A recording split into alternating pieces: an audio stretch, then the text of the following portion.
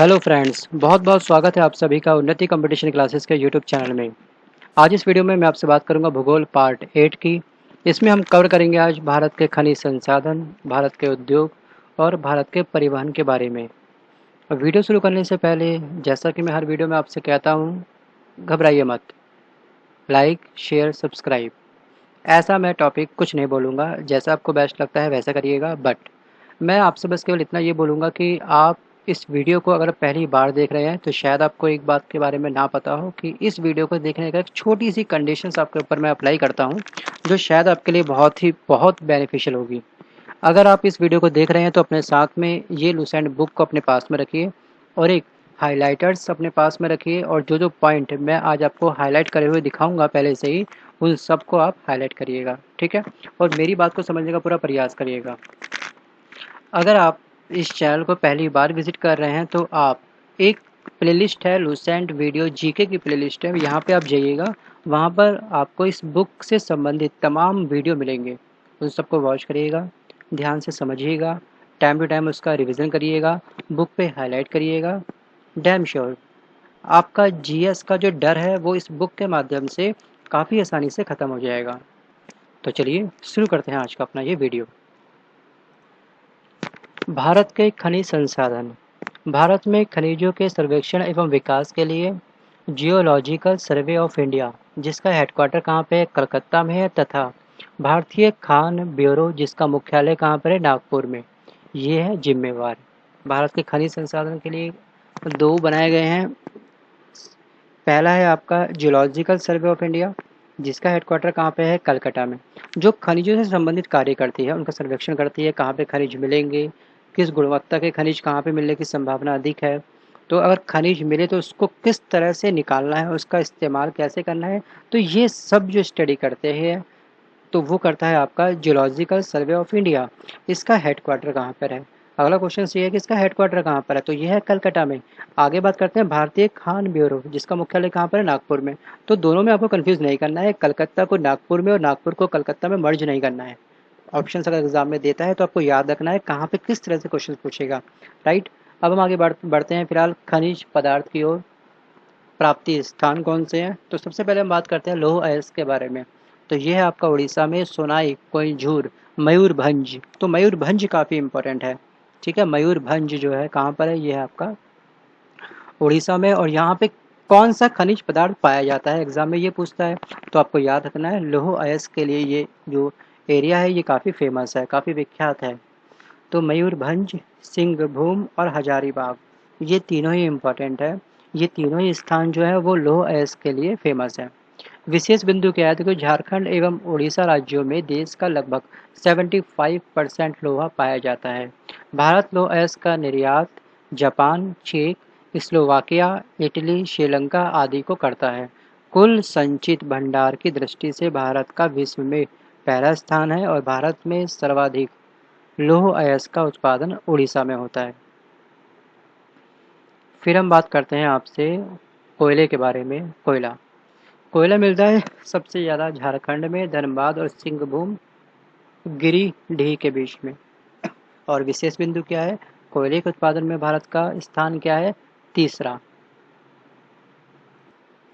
फिर हम बात करते हैं कि भारत में कोयले के उत्पादन में प्रथम तीन राज्य कौन कौन से हैं। पहला है आपका झारखंड, छत्तीसगढ़, उड़ीसा।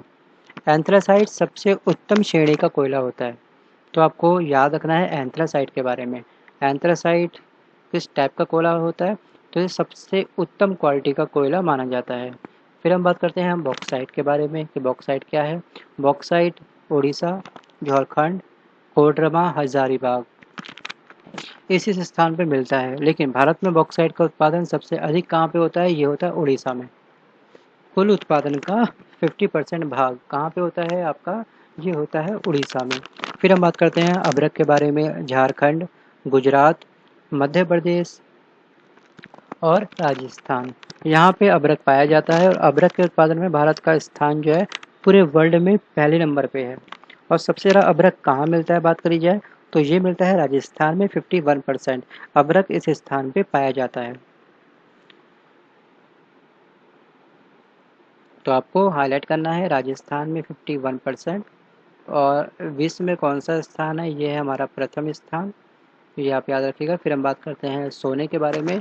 कोलार तथा हट्टी की खान जो है कर्नाटक में, यहाँ पे हमको सबसे ज़्यादा कोयला, सबसे ज़्यादा सोना मिलता है। और देश के कुल स्वर्ण उत्पादन का 98% भाग अकेले कर्नाटक राज्य से प्राप्त होता है। अगर आपको सोने की खान खोद रही है तो आप पहुंच जाइए कर्नाटक में। तो 98% अगर सोना मिलता है भारत का, तो क्या पता कुछ आपके भी हाथ मिल जाए।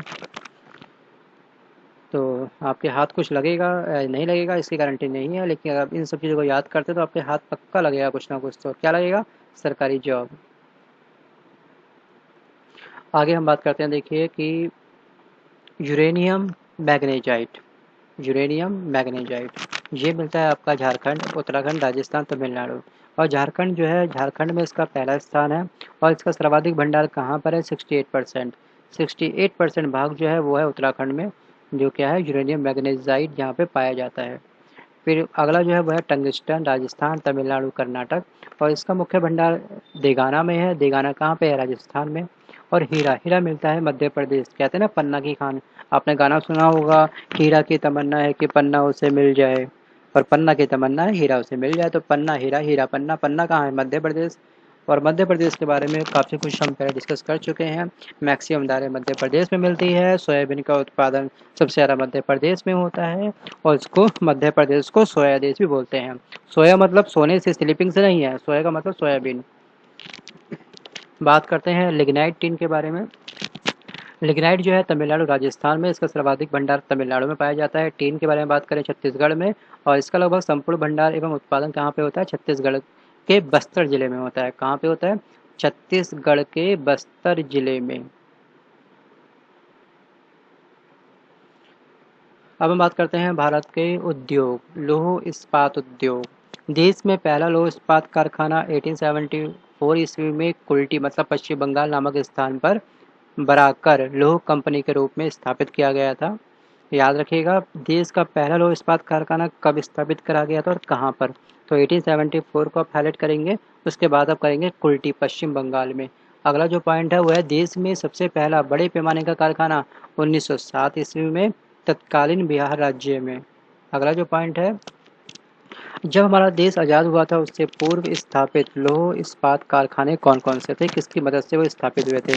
सबसे पहला जो है वो है आपका भारतीय लौह इस्पात कंपनी।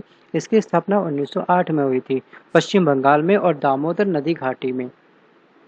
हीरापुर नामक स्थान पर की गई थी। तो हीरापुर आपको याद नहीं रखना, आपको याद रखना है कौन सी घाटी में और किस वर्ष, किस चीज़ की स्थापना। अगला जो पॉइंट है वो है आपका मैसूर आयरन एवं स्टील वर्क्स 1923 में। मैसूर जो वर्तमान कहाँ पर है? अभी कर्नाटक में। अगला पॉइंट है स्टील कॉरपोरेशन ऑफ इंडिया। इसकी स्थापना हुई थी 1937 में, बर्नपुर मतलब कि पश्चिम बंगाल में। अगला जो पॉइंट है वो है भारत के उद्योग। इसमें हम डिस्कस करेंगे आपसे, और इसमें जो कवर होगा वो होगा कि भिलाई इस्पात के बारे में।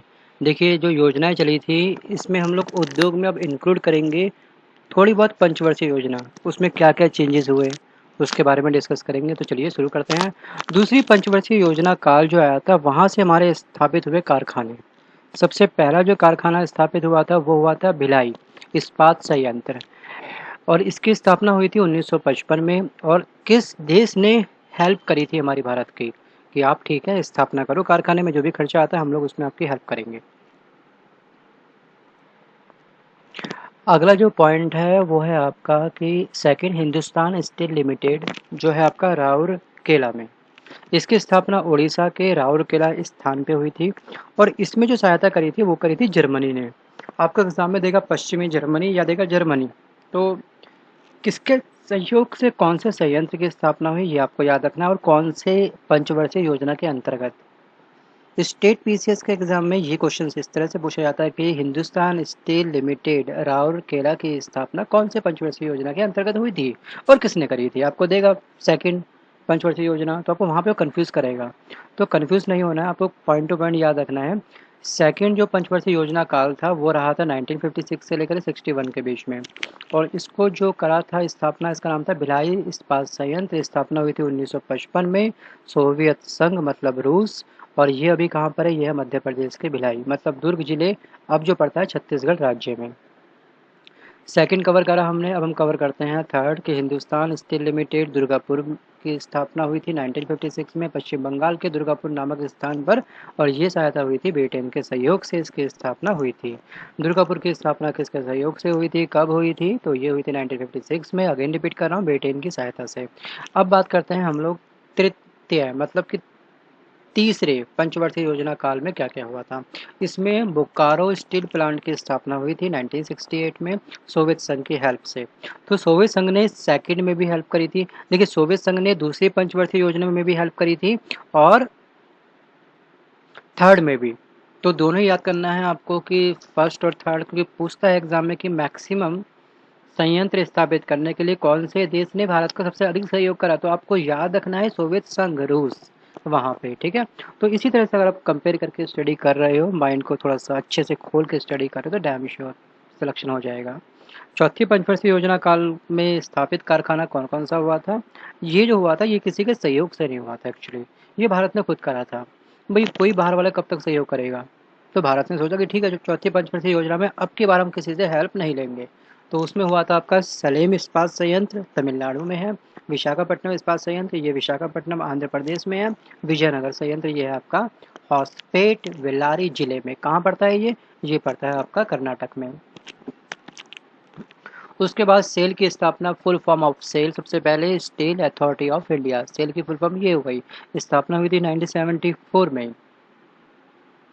दुर्गापुर, भिलाई, राउरकेला, बोकारो, बर्नपुर, सलेम, विसवरैया और स्टील कंपनी का प्रबंधन इसी के अधीन होता है। ये सब जो कंट्रोल होती हैं, ये किस किस के कंट्रोल में होती हैं, ये होती है सेल के कंट्रोल में। इसकी स्थापना कब हुई थी, 1974 में।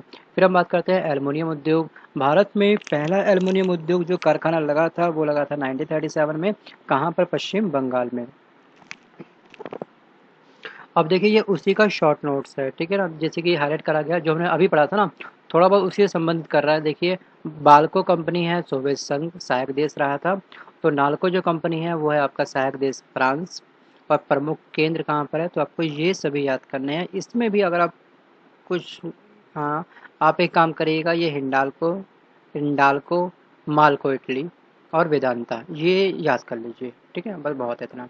आगे बात करते हैं हम लोग सूती वस्त्र, हाँ, एल्युमिनियम उत्पादन करने में भारत का विश्व में 8वां स्थान है। सूती वस्त्र उद्योग, आधुनिक ढंग से सूती वस्त्र की पहली मिल की स्थापना 1818 ईस्वी में कलकत्ता के समीप फोर्ट ग्लास्टर में हुई थी, किंतु यह असफल रही। सबसे पहला सफल आधुनिक सूती कपड़ा कारखाना 1854 ईस्वी में मुंबई में कवास जी डावर द्वारा खोला गया था, जिसमें 1856 ईस्वी से उत्पादन स्टार्ट हुआ। देखिए, मुंबई को हम क्या बोलते हैं, मुंबई को हम बोलते हैं सूती वस्त्रों की राजधानी। कानपुर को बोलते हैं उत्तर भारत का मैनचेस्टर। कोयम्बटूर को बोलते हैं दक्षिण भारत का मैनचेस्टर। और अहमदाबाद को बोलते हैं भारत का बोस्टन। तो आपको ये भी हाईलाइट करना है अपनी बुक में, बुक रख लीजिए, हाइलाइटर से हाईलाइट करिए, कोई सा भी कलर चलेगा जिसमें आप कंफर्टेबल हो। येलो से करते हो येलो से, पिंक से करते हो पिंक से, ग्रीन से हाईलाइट करते हो ग्रीन से। देखिए, हाईलाइट जरूर करिएगा, केवल पेन से या पेंसिल से अंडरलाइन करके बात नहीं बनेगी, क्योंकि आपको मैक्सिमम जूम चाहिए अपनी आइज़ पे, डायरेक्ट उसका रिफ्लेक्शन आना चाहिए एक एक वर्ड का। तो थोड़ा बहुत तो देखिए पैसा खर्च करना ही पड़ता है और करना भी चाहिए। पढ़ाई के मामलों में कंजूसी करके क्या करोगे बताओ। क्वेश्चन नंबर या पॉइंट नंबर 4 हमारा जूट उद्योग। सोने का रेशा किसको बोलते हैं, सोने के रेशे के नाम से मशहूर जूट के रेशों के सामानों का निर्माण करने वाला भारत का विश्व में प्रथम स्थान है। इसको बोलते हैं गोल्डन फाइबर। गोल्डन फाइबर क्या होता है, जूट। और पहला कारखाना कलकत्ता के समीप रिसरा में स्थापित हुआ था। कब हुआ था, 1859 में। बाकी का पॉइंट आप स्किप कर सकते हैं, कोई दिक्कत नहीं है। चीनी उद्योग के बारे में बात करते हैं। यह उद्योग मुख्यतः उत्तर प्रदेश, महाराष्ट्र, बिहार में है। तीन नाम याद, उत्तर प्रदेश, महाराष्ट्र, बिहार में, ये नाम आपको याद रखने हैं बस चीनी उद्योग में। उसके बाद है आर्थिक समीक्षा 2011 और 12 के अनुसार भारत जो है चीनी का सबसे बड़ा उपभोक्ता है और ब्राज़ील के बाद दूसरा सबसे बड़ा उत्पादक देश है। वर्ष 2011 के आंकड़ों के अनुसार उत्तर प्रदेश 24% चीनी उत्पादन में प्रथम स्थान पर है और 20% चीनी उत्पादित कर महाराष्ट्र दूसरे स्थान पर है। अब हम बात करते हैं सीमेंट उद्योग के बारे में। विश्व में सबसे पहले आधुनिक रूप से सीमेंट का निर्माण हुआ था 1824 ईस्वी में ब्रिटेन के पोर्टलैंड नामक स्थान पे हुआ था। सीमेंट जिसमें आप घर बनाते हैं अपना, बिना सीमेंट के घर मजबूत कैसे बनेगा बताइए, क्योंकि हर मसाले में सीमेंट मिलाया जाता है। तो इसका इस्तेमाल हुआ था सबसे पहले ब्रिटेन में, ठीक है। पोर्टलैंड में याद रखिएगा कब हुआ था, 1824 ईस्वी में। आगे हम बात करते हैं एसोसिएट सीमेंट कंपनी एएसी की स्थापना हुई थी 1936 ईस्वी में। और भारत में जो प्रमुख सीमेंट उत्पादक राज्य है राजस्थान, जयपुर, ये सब हैं। सबसे पॉइंट जो इम्पोर्टेंट है वो ये कि भारत विश्व में चीन के बाद दूसरा सर्वाधिक सीमेंट उत्पादन करने वाला देश है। अगला जो है आपका कागज उद्योग। आधुनिक ढंग से भारत में कागज का पहला कारखाना सन 1716 में हुआ था। लेकिन बात करी जाए विश्व में सबसे पहले कागज का आविष्कार कहाँ पे हुआ था, तो वो हुआ था चीन में। तो वो शायद अभी कवर होगा, यहाँ पर देखते हैं होगा नहीं होगा। और मद्रास के समीप ट्रंकवाल नामक स्थान पर डॉक्टर विलियम कॉर्ड द्वारा स्थापित किया गया था। नाम ये नहीं पूछेगा आपसे, आपसे पूछेगा केवल भारत का पहला कारखाना कब स्थापित हुआ था। तो कागज़ का पहला कारखाना हुआ था 1716 में। और कागज़ का पहला सफल कारखाना जो हुआ था वो 1879 ईस्वी में लखनऊ में लगाया गया। सफल का मतलब जो तरीके से चला। कागज़ का कारखाना पहले 1716 में लगा था, उसके बाद में थोड़ा-सा उसमें कोई डिले आ गया था। उसके बाद में कागज़ का सफल जो कारखाना स्थापित हुआ, जिसने काफ़ी अच्छे से काम करा और काफ़ी लंबे समय तक उसने कागज़ के उत्पादन में भारत का पूरा सहयोग करा। तो वो हुआ था लखनऊ में 1879 में। फिर हम बात करते हैं कागज़ के सर्वाधिक कारखाने कहाँ पर हैं, तो ये है महाराष्ट्र में। 2012 और 13 के ये आंकड़े ये कहते हैं कि कागज़ के सबसे ज़्यादा कारखाने लगे हुए हैं कहाँ पर, महाराष्ट्र में। फिर हम बात करते हैं रासायनिक उर्वरक उद्योग जो है वो है आपका 1947 ईस्वी में अमोनियम सल्फेट का पहला कारखाना केरल के अलवाई नामक स्थान पर खोला गया था। और भारतीय उर्वरक निगम की स्थापना 1951 ईस्वी में की गई थी, जिसके तहत एशिया का सबसे बड़ा उर्वरक संयंत्र सिंदरी में स्थापित किया गया था। फिर हम बात करते हैं भारत पोटास उर्वरक के लिए पूरी तरह से आयात पर निर्भर है। आयात मतलब कि अगर उसको पोटास उर्वरक चाहिए भारत को, तो वो दूसरे देशों पे डिपेंड है। दूसरे देशों से वो पोटास उर्वरक मंगाता है। भारत में नाइट्रोजन उर्वरक की खपत सबसे अधिक भारत में 2010 और 11 में एनपीके उर्वरकों के प्रति हेक्टेयर खपत कितनी है, 144.14 किलोग्राम। भारत में प्रति हेक्टेयर उर्वरक खपत में प्रथम स्थान पर पंजाब का है, दूसरा व तीसरा स्थान क्रमशः आंध्र प्रदेश और हरियाणा का है। फिर हम बात करते हैं कोक आधारित उर्वरक इकाई जो है वो है तालचर उड़ीसा में और रामागुंडम आंध्र प्रदेश में तथा कोरबा छत्तीसगढ़ में अवस्थित है। इफ़को की 6 इकाइयाँ हैं। कौन कौन सी, कोलार एवं कांडला, फूलपुर, आंवला उत्तर प्रदेश में है, ठीक है। इसकी 6 इकाइयाँ हैं। कौन कौन सी इकाई कहाँ कहाँ पर है वो बताया गया है आपको। आगे हम बात करते हैं जलयान के बारे में। किसके बारे में, जलयान मतलब शिप जो निर्माण होता है, पानी के जहाज़ों का जो निर्माण उद्योग होता है उसके बारे में डिस्कस करते हैं, ठीक है। देखिए भारत में जलयान निर्माण का प्रथम कारखाना कब स्थापित हुआ था, 1941 में सिंधिया स्टीम नेविगेशन कंपनी द्वारा विशाखापट्टनम में स्थापित हुआ था। और 1952 में भारत सरकार द्वारा इसका अधिग्रहण करके इसका नाम चेंज कर दिया गया, इसको बोल दिया गया हिंदुस्तान शिपयार्ड विशाखापट्टनम। आगे हम बात करते हैं, देखिए वायुयान निर्माण उद्योग। तो ये है भारत में वायुयान निर्माण का प्रथम कारखाना 1940 में बंगलुरु में हिंदुस्तान एयरक्राफ्ट कंपनी के नाम से स्थापित किया गया। कब किया गया, 1940 में। बात कर रहा हूँ वायुयान के बारे में, वो था जलयान के बारे में, ठीक है। जलयान में जो फेमस था वो था 1941। और हिंदुस्तान शिपयार्ड विशाखापट्टनम का पुराना नाम क्या था, या फिर इसका अधिग्रहण कब करा गया। तो इस तरह से क्वेश्चन पूछ सकता है स्टेट पीसीएस प्रीलिम्स एग्जाम में। लेकिन एसएससी वालों को जो जो पॉइंट हाईलाइट करे गए हैं केवल उन पर फोकस करना है बस। और ये बुक हर स्टूडेंट के लिए बहुत इंपॉर्टेंट है। आप चाहे रेलवे का एग्ज़ाम दे रहे हो, चाहे 8th क्लास का जो होता है एग्ज़ाम की, ठीक है, 8वीं पास होना चाहिए क्वालिफिकेशंस, ऐसे कोई भी एग्ज़ाम देते हो, कोई भी पे ग्रेड क्यों ना हो, वहाँ पे ये बुक आपको ख़त्म करनी पड़ेगी। और मैं ऐसी उम्मीद करता हूँ कि जो भी बच्चा कंपटीशन की तैयारी करता है, सबसे पहले जीएस की ये बुक उठाता है। मैथ उठाए ना उठाए मार्केट से, ये बुक तो आपके पास पक्का होगी। अगर ये बुक नहीं है रियल में तो आप इसको परचेज़ कर लीजिए मार्केट से। अगर मार्केट से आप परचेज़ नहीं कर पा रहे हैं, मार्केट बहुत दूर है, कौन इतना दूर जाएगा, तो आप ऑनलाइन परचेज़ कर सकते हैं। मैं अगेन बोल रहा हूँ, शायद इस वीडियो में मैंने बोला होगा पहले, डिस्क्रिप्शंस में मैं इस बुक का लिंक दूंगा, आप वहाँ से भी इस बुक को परचेज़ कर सकते हैं। जहाँ से भी परचेज़ करना है करिए, लेकिन पढ़िए। अगला जो पॉइंट है वो है आपका मोटर गाड़ी उद्योग। मोटर गाड़ी उद्योग को विकास उद्योग के नाम से जाना जाता है। कौन से उद्योग को विकास उद्योग के नाम से जाना जाता है? तो आपके सामने 4 ऑप्शन देगा। मोटर गाड़ी उद्योग, जलयान उद्योग, वायुयान उद्योग या फिर अन्य कोई भी उद्योग। तो आपको कंफ्यूज करेगा वहाँ पे। तो मोटर गाड़ी का मतलब बोलते हैं विकास उद्योग। एक विकास एक बच्चे का नाम था, विकास एक आदमी का नाम है। विकास क्या करेगा? मोटर गाड़ी चलाएगा। तो विकास उद्योग कहाँ से हो गया? विकास उद्योग जो है वो है आपका मोटर गाड़ी उद्योग से संबंधित। अब याद रहेगा आपको? बिल्कुल रहेगा। भाई आपका कोई फ्रेंड होगा विकास, उसने गाड़ी ली होगी, मोटर गाड़ी ली होगी उसने, कभी ड्राइविंग करता होगा वो, उसको ऐसे याद कर लो। आगे बात करते हैं सीसा उद्योग के बारे में। फिरोजाबाद एवं सिकोहाबाद भारत में सीसा उद्योग के महत्वपूर्ण केंद्र हैं। उसके बाद हम बात करते हैं भारी इंजीनियरिंग निगम लिमिटेड, एचएसी, रांची की स्थापना हुई थी 1958 में। फिर हम बात करते हैं रेल उपकरण उद्योग। सॉरी। चितरंजन रेल के इंजन बनाने का सबसे पुराना कारखाना है और इस कारखाने की स्थापना हुई थी 26 जनवरी 1950 के दिन चितरंजन लोकोमोटिव वर्कर्स के नाम से। वर्तमान में वहाँ विद्युत इंजन का निर्माण हो रहा है और डीजल से चलने वाले इंजनों का निर्माण वाराणसी में होता है। रेलवे इंजन का निर्माण का कार्य जमशेदपुर झारखंड में भी होता है। रेल के डिब्बे बनाने का प्रमुख केंद्र चेन्नई के समीप पेरम्बूर नामक स्थान पर सन 1925 में स्थापित हुआ था और आईआईटी रुड़की में देश के पहले रेलवे इंजन थॉमसन को संरक्षित किया गया। आईआईटी कहाँ पे है? रुड़की में है। देश के पहले रेलवे इंजन जो थॉमसन था उसको संरक्षित करा गया। कहाँ पर? आईआईटी रुड़की में। आगे हम बात करते हैं, देखिए ऊनी वस्त्र के बारे में कि भारत में ऊन की पहली मिल 1876 ईस्वी में कानपुर में स्थापित करी गई थी। कहाँ पर स्थापित करी गई थी? तो ये करी गई थी कानपुर में। उसके बाद हम डिस्कस करते हैं कुटीर उद्योग बोर्ड की स्थापना।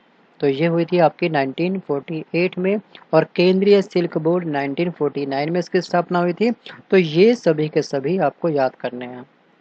जीएस का एरिया बढ़ रहा है, ठीक है। जीएस एक्चुअली ग्रंथ नहीं है, जीएस एक्चुअली है तो सिंपल छोटा सा एक नॉवल मान लीजिए इसको। जैसे आप एक नॉवल पढ़ते हैं ना, तो वही एक नॉवल के रूप में इसको पढ़ लीजिए। ऐसा कुछ नहीं है कि बहुत बड़ा एरिया है, जीएस कहाँ तक पढ़ेंगे इसका एंड नहीं है। या अगर तुम्हें अटेम्प्ट करना है, क्वालिफाई करना है, एग्जाम सरकारी जॉब लेनी है, तो थोड़ी तो मेहनत करनी पड़ेगी ना आप लोगों को। अब सोचोगे यार कि ठीक है इतना पढ़ना पड़ेगा, हर एक पॉइंट को हाईलाइट कर रखा है। अरे मैंने हर एक पॉइंट कहाँ हाईलाइट कर रखे हैं बच्चों, मुझे ये बताओ। देखो कितना स्किप कर रखा है मैंने। अब कुछ बच्चे ये भी सोच रहे होंगे यार कि ये तो बहुत स्किप करवा रहे हैं वीडियो में। तो अरे मैं क्वांटिटी पे नहीं, मैं क्वालिटी पे फोकस कर रहा हूँ। अगर आपको ढेर पढ़ना है ना, तो एक ऑडियो फाइल है इस चैनल पर, ऑडियो फाइल सुनो। एक एक कट टू कट लाइन बोली गई है, स्पीड में, नॉन स्टॉप, मशीन की तरह। भारत में वायु निर्माण का प्रथम खान का मतलब एक एक लाइन कंप्लीटली बोली गई है, कोई फालतू बकवास नहीं करी गई है।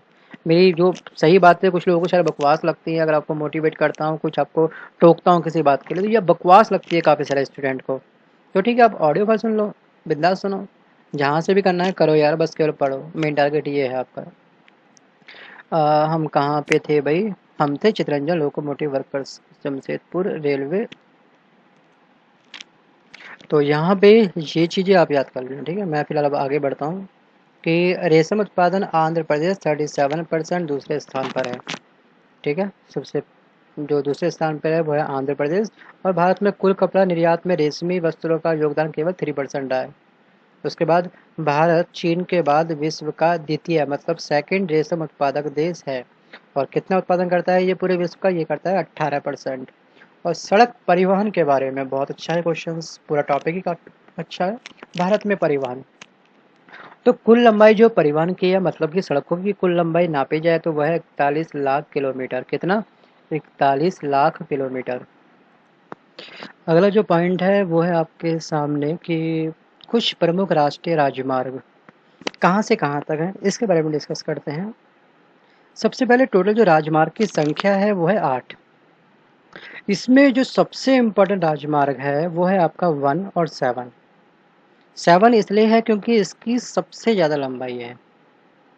भारत का सबसे लंबा राष्ट्रीय राजमार्ग जो है 7 है, जो उत्तर प्रदेश में 128 किलोमीटर, मध्य प्रदेश में 504 किलोमीटर, महाराष्ट्र में 232 किलोमीटर, आंध्र प्रदेश में 753 किलोमीटर, कर्नाटक में 125 किलोमीटर। बात करें तमिलनाडु की तो यह है 627 किलोमीटर। और राष्ट्रीय राजमार्ग जो 1 है वो है आपका दिल्ली से पाक सीमा तक। कहाँ से कहाँ तक? दिल्ली से पाक सीमा तक ये राष्ट्रीय राजमार्ग फैला हुआ है। ये इन दोनों को आपस में जोड़ता है और उसकी कुल लंबाई है 1226 किलोमीटर। ठीक है, तो ये याद रहेगा आपको। देखिए, अगर आप किसी स्टेट पीसीएस का मेंस का एग्जाम दे रहे हैं तो आपको ये किलोमीटर सब याद करने पड़ेंगे। तो मेंस में अगर आप ये डाटा लिख के आते हैं वहाँ पर, तो आपका जो डिस्क्रिप्टिव एग्जाम वगैरह होगा तो उसमें आपको 4 चांद लग जाएंगे। ठीक है, अगर आपका एग्ज़ाम फ़िलहाल नॉर्मल है, 40 रुपये गेट पे आप फॉर्म भर रहे हैं, कोई उस चीज़ की तैयारी कर रहे हैं किसी एग्ज़ाम की, तो आप केवल 1 को याद रखिए, 7 को याद रखिए, बस इतना इनफ है। ठीक है, और हो सके तो इसकी लेंथ याद कर लीजिएगा, फिर एग्ज़ाम में पूछ लेता है कभी-कभी लेंथ।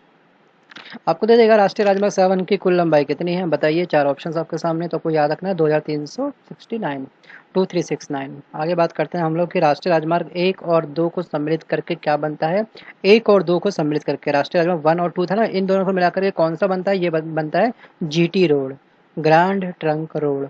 वही वाला शेर शाह सूरी वाला किसने बनाया था, इसने बनाया था। शेर शाह सूरी ने ग्रैंड ट्रंक रोड बनाया था। वैसे वास्तव में इसने इसकी मरम्मत कराई थी। ठीक है, तो फिर बाद में फाइनली ये माना गया कि ठीक है यार, इसने मरम्मत कराई तो ये पूरी की पूरी रोड का नाम इसके नाम कर दो। तो ये वही वाला है, शेर शाह सूरी वाला। आगे बात करते हैं। देखिए, भारत का सबसे छोटा राष्ट्रीय राजमार्ग 47A है, जिसकी लंबाई है 6 किलोमीटर। और बात करते हैं स्वर्णिम चतुर्भुज योजना के बारे में। इसके अंतर्गत 5846 किलोमीटर लंबे राष्ट्रीय राजमार्ग द्वारा 4 महानगर को जोड़ा गया है। ठीक है, स्वर्णिम चतुर्भुज योजना के अंतर्गत किन किन देशों को, सॉरी, किन किन राज्यों को आपस में जोड़ा गया है, किन किन महानगरों को आपस में जोड़ा गया है। दिल्ली, मुंबई, कलकत्ता, चेन्नई। आपको याद है ना, दिल्ली, मुंबई, कलकत्ता, चेन्नई हम बोलते हैं जब स्पीड में बोलते हैं किसी राज्यों के नाम। तो ये है आपका स्वर्णिम चतुर्भुज योजना। इसकी कुल लंबाई एक्चुअली है कितनी, इसकी कुल लंबाई आपका 5846 किलोमीटर, 5846 किलोमीटर। याद रहेगा, बिल्कुल रहेगा, रहना भी चाहिए, क्योंकि एग्जाम क्रैक करना है भाई। भारत में सड़कों की सर्वाधिक लंबाई महाराष्ट्र में है। दूसरे और तीसरे स्थान पर क्रमशः उत्तर प्रदेश और उड़ीसा है। सड़कों की सबसे कम लंबाई, न्यूनतम मतलब कम लंबाई जो है वो है सिक्किम में। फिर हम बात करते हैं भारत में सड़कों का सर्वाधिक घनत्व जो गोवा में है और सबसे कम है जम्मू कश्मीर में। और प्रधानमंत्री ग्राम सड़क योजना के अंतर्गत 500 की आबादी वाले सभी गांवों को 12 सड़कों से जोड़ना है। और विश्व का सबसे ऊंचा सड़क मार्ग है लेह श्रीनगर मार्ग में है। इसकी ऊंचाई है 3450 मीटर। उसके बाद हम बात करते हैं सीमावर्ती सड़कों का निर्माण एवं प्रबंधन सीमा सड़क विकास बोर्ड द्वारा किया जाता है। इसकी स्थापना 1960 में की गई थी। एशिया का सबसे बड़ा रोपवे मतलब रज्जू मार्ग गढ़वाल में जोशीमठ एवं औली को जोड़ता है आपस में, जिसकी लंबाई कुल कितनी है, 500 मीटर। रोपवे की लंबाई कितनी है, टोटल 500 मीटर। अब हम बात करते हैं रेल परिवहन के बारे में। रेल परिवहन भारतीय रेल एशिया का सबसे बड़ी तथा विश्व की दूसरे नंबर पे आती है रेल व्यवस्था भारत की। ठीक है, भारतीय रेल जो है एशिया की तो सबसे बड़ी है, लेकिन बात करें सभी कॉन्टिनेंट को मिलाकर के मतलब विश्व की, ये दूसरी सबसे बड़ी रेल व्यवस्था है। भारत में सबसे पहले रेल व्यवस्था की जो शुरुआत करी गई थी वो करी गई थी 1853 में भारत में। और ये ट्रेन कहाँ से कहाँ तक चली थी, तो ये चली थी मुंबई से थाने के बीच में, टोटल 34 किलोमीटर। जो रेलवे की तैयारी करते हैं उनको इसके बारे में अच्छे से पता होगा। Mumbai to Thane 34 kilometre 1853। और ऐसा नहीं है कि देखिए कि केवल ये रेलवे से संबंधित क्वेश्चन है तो केवल रेलवे के ही एग्जाम में पूछे जाएंगे, ऐसा नहीं है। एसएससी के एग्जाम में भी ये क्वेश्चन पूछे जा सकते हैं, तो आपको भी याद रखना है ये चीज़। ठीक है, देखिए, विश्व की सबसे पहली रेल 1825 में लिवरपूल से मैनचेस्टर मतलब इंग्लैंड के बीच में चलाई गई थी। और भारतीय रेलवे बोर्ड की स्थापना हुई थी 1905 में। और रेल वित्त का वर्ष 1924 से 1925 के बाद एटवर्थ कमेटी की सिफारिश पर सामान्य राजस्व से अलग किया गया। भारतीय रेल का राष्ट्रीयकरण कब हुआ, देखिए राष्ट्रीयकरण पूछा जाता है तो ये हुआ था 1950 में। उसके बाद देखिए, देश में 3 प्रकार की रेलवे लाइन होती है, रेलवे ट्रैक, पटरियाँ जो होती है ना, पटरियाँ 3 प्रकार की होती हैं पूरे भारत में। पहली होती है बड़ी लाइन जिसकी लंबाई होती है 1.676, फिर है मीटर गेज 1 मीटर की, नैरो गेज, नैरो मतलब छोटा, ये है 0.610 मीटर। रेलवे के सभी स्टूडेंट जितने भी तैयारी कर रहे हैं वो इसको याद कर लीजिए, इसको अपने जहन में अच्छे से परमानेंट मार्कर से दर्ज कर लो, अपने माइंड में परमानेंट मार्कर से इसको लिख लो, उसको याद कर लो। ठीक है, आगे बात करते हैं। देखिए कि भारतीय रेल प्रशासन तथा प्रबंध की जिम्मेवारी रेलवे बोर्ड की होती है। रेलवे को 17 मंडलों में बांटा गया है। कितने मंडलों में? 17 मंडलों में। और प्रत्येक मंडल का एक महाप्रबंधक होता है। फिर मुख्यालय किस किस के कहाँ पर है ये हमको देखना है, ठीक है। मुख्यालय किस किस के कहाँ पर है ये हमको याद रखना है। उत्तर रेलवे का मुख्यालय नई दिल्ली में है, बहुत अच्छा पॉइंट है ये। और इसमें से मैं कुछ भी स्किप नहीं कर पाऊंगा। मैं आपसे इसलिए माफ़ी चाहूँगा कि मैं इसमें से कोई भी स्किप नहीं कर पा रहा हूँ, क्योंकि सभी इंपॉर्टेंट है। तो मैं कुछ भी छोड़ना पसंद नहीं करूँगा।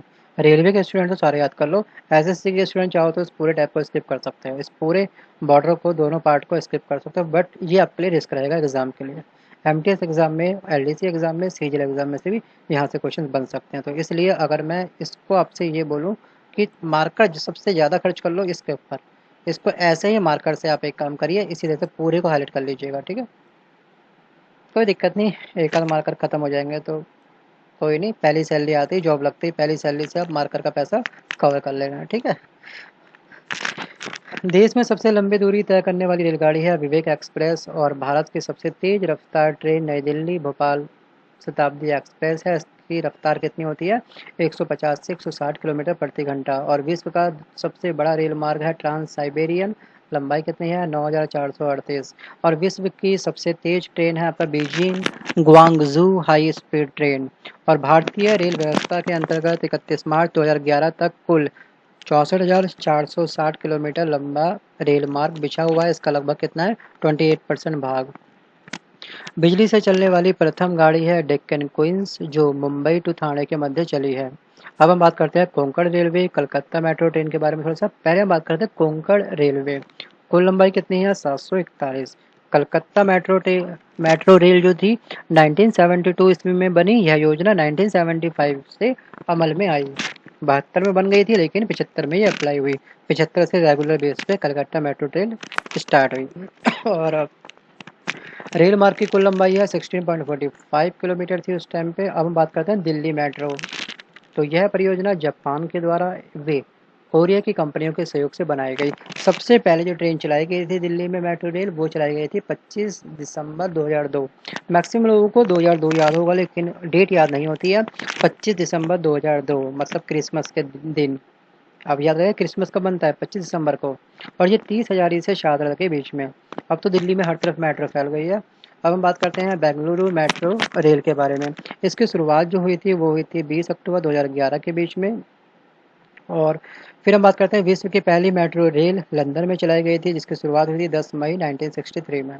उसके बाद संघाई मेट्रो चीन में विश्व की सबसे लंबी मेट्रो ट्रेन है, और उसकी कुल लंबाई कितनी है? 434 किलोमीटर। मेघालय में एक्चुअली कोई भी सिक्किम रेलवे लाइन नहीं है। मेघालय में कभी भी कोई भी है, मेघालय एवं सिक्किम में क्या है? रेलवे लाइन नहीं है। आपसे एग्जाम में कभी कभी ये पूछ लेता है कहाँ कहाँ पे रेलवे लाइन नहीं है। तो वहाँ पे 4 ऑप्शंस में से आपको ये ऑप्शन राइट लगा के आना है। मेघालय और सिक्किम में कोई भी railway line, railway track, train नहीं चलते हैं वहाँ पर। फिर हम बात करते हैं वायु परिवहन के बारे में। शुरुआत हुई थी 1911 में, और 1933 में इंडियन नेशनल एयरवेज कंपनी की स्थापना हुई थी 1953 में। सभी पैमाने का आगे ज़रूरत नहीं है इतना। फिलहाल मैं बात करता हूँ एयर इंडिया के बारे में। ये इंडिया की कंपनी है और मुख्यालय है नई दिल्ली में। निगमित कार्यालय मुंबई में है। शुभंकर है इसका महाराजा। और प्रतीक मतलब कि लोगो है इसका उड़ते हुए हंस में नारंगी रंग का कोणार्क चक्र। अब कौन सा हवाई अड्डा कहाँ पड़ता है? दिल्ली, मुंबई, कलकत्ता, चेन्नई, महानगर। अभी स्वर्णिम परियोजना के अंतर्गत सब कनेक्ट थे, हमने अभी देखा इस वीडियो में। अभी हम बात करते हैं कौन से हवाई अड्डे कहाँ पर हैं। इंदिरा गांधी है दिल्ली में, छत्रपति है मुंबई में, सुभाष चंद्र बोस है कलकत्ता में, अन्ना जो है वो है चेन्नई में। चेन्नई के लोग बोलते हैं ना अन्ना अन्ना बोलते हैं, तो चेन्नई में मतलब अन्ना अंतर्राष्ट्रीय हवाई अड्डा है। उसके बाद में 1981 में देश में घरेलू उड़ान के लिए वायुदूत नामक तीसरे निगम की स्थापना की गई। और लाल बहादुर शास्त्री अंतर्राष्ट्रीय हवाई अड्डा कहाँ पर है? वाराणसी में। इन सब में से आपको याद करने हैं केवल 5। अब मैं आपसे बात करता हूँ जल परिवहन के बारे में। जल परिवहन मतलब कि केंद्रीय अंतर्देशीय जलमार्ग प्राधिकरण 1987 में किया गया था। और रेल मार्ग जैसे कि हमारा सड़क मार्ग थे, तो उसी प्रकार से अब जल मार्ग के बारे में बात करते हैं। राष्ट्रीय जल मार्ग जो है NW1 2 3 4 5 6, ये सभी को मैं हाईलाइट कर रहा हूँ यहाँ पे, ठीक है। वैसे बहुत कम पूछे जाते हैं, लेकिन रिस्क क्यों लेना है। तो ये थोड़ा सा अगर आप स्किप करते हैं तो थोड़ा सा आप रिस्क की जोन में आ जाएंगे, ठीक है। और यहाँ बात करता हूँ मैं आगे कि देश का सबसे बड़ा जो बंदरगाह है वो मुंबई में है। और सामुद्रिक जलमार्ग की बात करी जाए, ऊपर देखिए, इस दृष्टि से भारत का संपूर्ण प्रायद्वीपीय तटीय भाग काफ़ी महत्वपूर्ण भूमिका निभाता है। देश की मुख्य भूमि 5,600 किलोमीटर लंबी तटरेखा पर 12 बड़े तथा 185 छोटे बेमंजिले बंदरगाह स्थित हैं। देखिए, भारत के प्रमुख जो बड़े बंदरगाह हैं वो कलकत्ता, मुंबई, कलकत्ता, चेन्नई, ये जो बंदरगाह है, कौन सा बंदरगाह कहाँ स्थापित है, कौन सी नदी या खाड़ी पर स्थित है। तो कोलकाता में जो है वो है आपका पश्चिम बंगाल, हुगली नदी पर बसा हुआ है ये। तो इस तरह से आप इसको देखना। सबसे इंपॉर्टेंट जो हाईलाइट कर रखे हैं ना, विशाखापट्टनम बहुत इंपॉर्टेंट है। विशाखापट्टनम जो है वो है आपका आंध्र प्रदेश में, बंगाल की खाड़ी। फिर मैं बात करूंगा आपसे कि देश का सबसे प्राकृतिक बंदरगाह जो है, सर्वश्रेष्ठ प्राकृतिक बंदरगाह कौन सा है, ये आपका विशाखापट्टनम। यह भारत का सबसे गहरा बंदरगाह है। ठीक है, सबसे गहरा बंदरगाह कौन सा है, तो यह है विशाखापट्टनम में। कहाँ पे? विशाखापट्टनम में। कहाँ पर? आंध्र प्रदेश में। गुजरात स्थित कांडला एवं ज्वारीय बंदरगाह है। यह क्या है? यह मुक्त व्यापार क्षेत्र वाला बंदरगाह है। अगर मुक्त व्यापार वाला क्षेत्र वाला बंदरगाह पूछा जाएगा तो वो होगा आपका कांडला।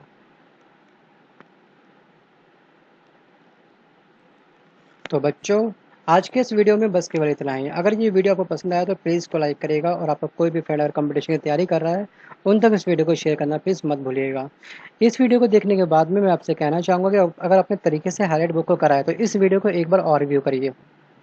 ठीक है, व्यू करके उस चीज़ को दोबारा से दोहराइए अभी, और आपको इस तरह से बहुत जल्दी ये याद हो जाएगा जो जो टॉपिक हमने आज डिस्कस करे। और भी बहुत कुछ है इस चैनल पे, आप चाहें तो सब्सक्राइब करने से पहले एक बार इन सब चैनल की, ये चैनल पे जो भी है प्लेलिस्ट बुक के बारे में वो देख लीजिएगा। इस चैनल पे आपको और भी बहुत कुछ मिलेगा, ढेर सारी किताबों के कंप्लीट वीडियो। हर कंप्लीट वीडियो के साथ में प्लेलिस्ट का नाम मैंने दिया है, जैसे कि घटना चक्र प्लेलिस्ट, सामान्य अध्ययन, लुसेंट प्लेलिस्ट, सार संग्रह, ये सब प्लेलिस्ट आपको मिल जाएगी। वहाँ पे आप देख लीजिएगा, उसके बाद में डिसाइड करना। अगर यूज़फुल हो तो सब्सक्राइब करना प्लीज़ मत भूलिएगा। इसी के साथ लेता हूँ आपसे अलविदा, और मिलता हूँ जल्द एक नए वीडियो के साथ में। अगेन बोलूँगा, प्लीज़ इस वीडियो को शेयर कर दो, क्योंकि अगर आप जितना शेयर करोगे उतना ये लोगों तक पहुँच पाएगा। आप केवल वन टाइम व्यू करते हैं तो ये सर्च इंजन में यूट्यूब पे ज़्यादा नहीं आ पाता है। तो आप चाहते हैं कि यूट्यूब के सर्च इंजन में ये मिले आपको, सब तक पहुँचे, कोई भी अगर आसानी से अगर कुछ भी टाइप करे तो उस तक ये वीडियो पहुँच जाए। तो इसलिए आप हो सके तो इसको ऑफलाइन सेव मत करना, इन सब वीडियो को आप ऑनलाइन वॉच करिए और तक शेयर करिए। Bye bye, take care and all the best.